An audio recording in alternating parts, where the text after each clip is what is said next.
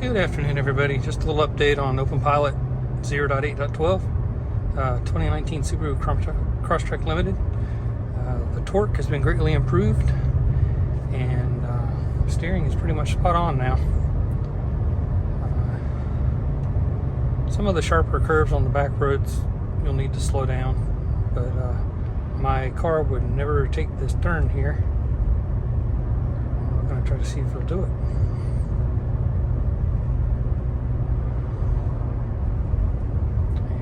Took it fine, but I take a road trip out of town every once in a while, about an hour, 75-mile drive, and I very rarely touch the steering wheel. I typically keep my hand on the wheel just in case, and I normally do right now, but I got a phone in the other hand. But if you have any questions, just please post them below. Please like and subscribe, and thank you for watching.